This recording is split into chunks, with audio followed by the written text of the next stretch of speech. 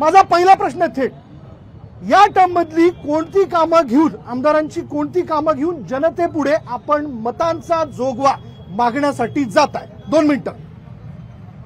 यावेळी मुख्यतः जो आमचा हिंगोली जिल्हा आहे तो खूप मागासलेला आहे. महाराष्ट्रात मराठवाडा मागासलेला आणि त्यातल्या त्यात हिंगोली जिल्हा मागासलेला आहे. त्यामुळं मोठी उद्योग आली पाहिजेत. आम्ही हळद संशोधन केंद्र आमच्या सरकारने 100 कोटी रुपये खर्च करून वसमतमध्ये केलंय. त्याचबरोबर ज्या शहराचं सुशोभीकरणासाठी जलेश्वर तलावाचं 1 लाख गाड्या भरून आम्ही गाळ उपसलाय आणि तिथं चांगलं मोठं सुशोभीकरण करतोय. चांगलं विधानसभेमध्ये रस्त्याचं खूप छान जाळं विणलेलं आहे. सगळ्या खेडोपाडी सभागृहाची व्यवस्थित कामे झालेली आहेत.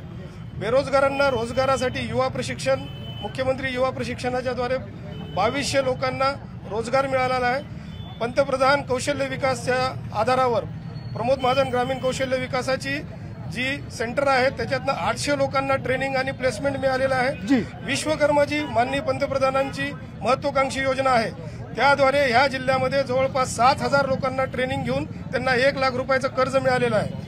अशा प्रकारे अनेक योजना. आता सुशोभीकरण आव असून काही समस्या आहेत ज्या की अजूनही आम्ही संपवू शकलो नाहीत. कसं काय आमच्या इकडे कुठलाही आमच्या जिल्ह्याला मंत्री मिळालेला नाहीये. त्यामुळे आमदार होते ना, आमदार होते पण आमदारांच्या मर्यादा असतात. आमदारांनी खूप काम केलं. आमदार निधी आणू शकतात. आणलाय अनेक निधी आणलाय. सर्व आमदारांपेक्षा खूप आणलाय.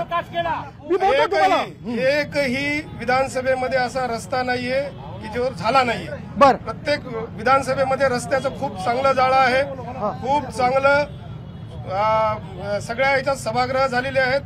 कुठल्याही समाजाचा असो, लग्नासाठी काही व्यवस्था नव्हती, सगळ्या गावोगावी सभागृह झाले आहेत.